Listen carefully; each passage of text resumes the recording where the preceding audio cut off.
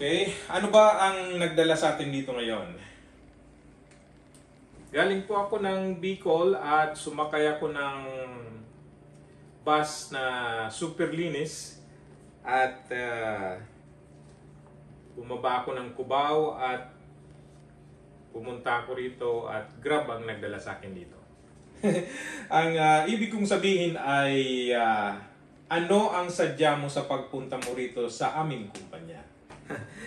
Pasensya na po, manager. Akala ko'y tinatanong ninyo kung ano ang sinakyan ko papunta rito. Super linis ba kamo sinakyan mo galing Bicol? Opo, yung bus na may nakasulat na super linis sa gilid.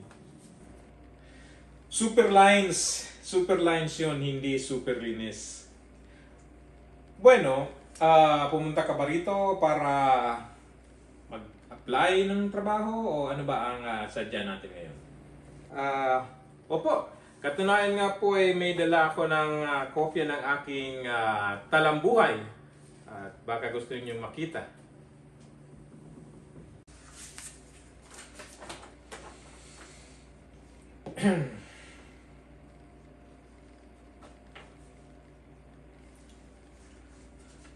Okay.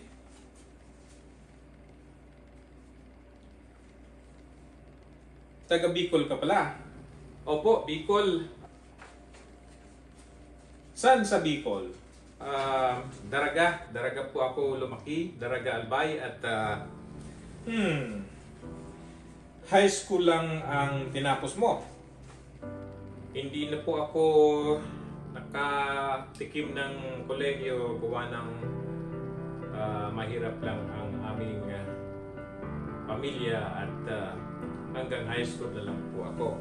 Pero matalino po ako at palagi po ako number 1 sa klase. Okay, alam ko ang may mga kilala rin akong graduate yan sa St. Anis. Si Manay Ining Guyina, mga St. Anis yan, si Weng Nakismorio. Mga kilala ko sila, mga taga Bicol. Graduate sila ng St. Anis. Di ba yan yung eskwelahan doon na malapit sa Esteves Hospital sa may Land Bank? Naku, iba po yata ang tinutukoy nyo. St. Agnes po yun eh. Ang St. Anis po ay sa Anislag. Malapit po sa International Airport, sa Bicol International Airport, yung bagong airport. Okay. Iba pala yun. St. Anis, Anislag. Anyway, hindi ko alam kung saan yan. Alam ko ang Bicol International Airport, pero hindi ko alam kung saan ang St. Anis. Anyway, ano ba ang posisyon na ina-applyan mo? Ano bang posisyon ang gusto mo? Kahit ano pong posisyon, basta makapasok.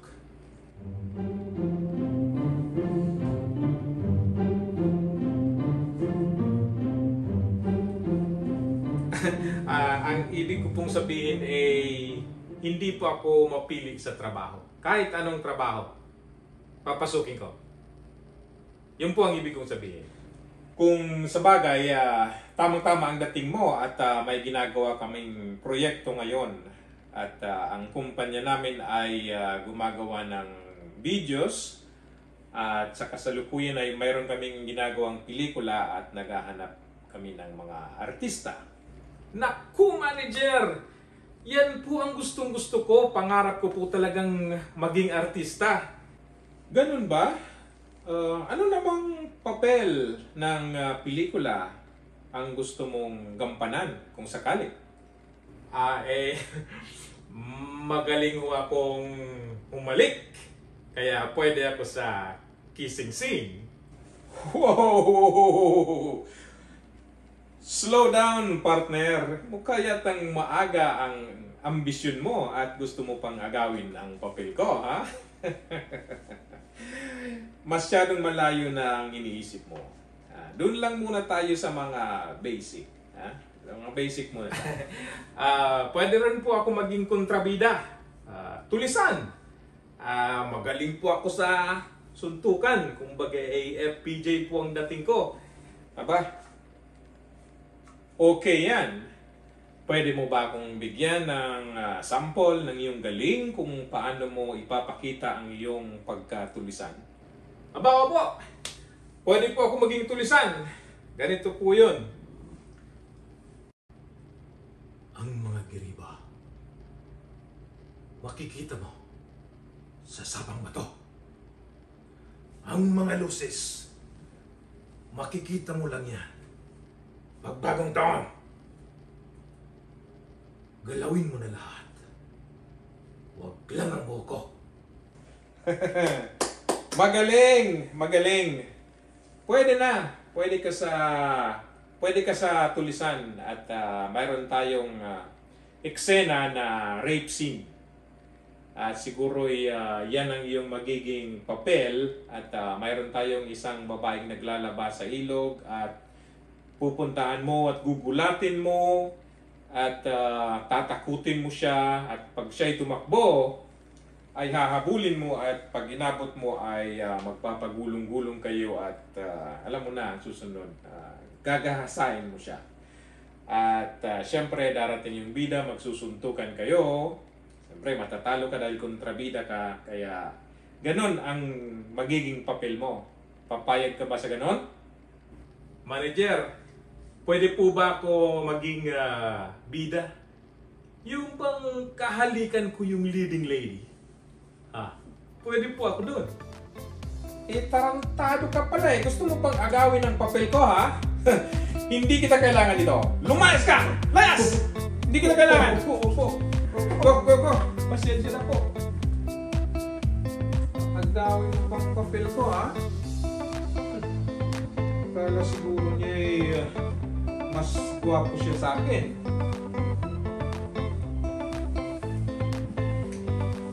Kaya yatang maging bida, ha? Ulo, ha?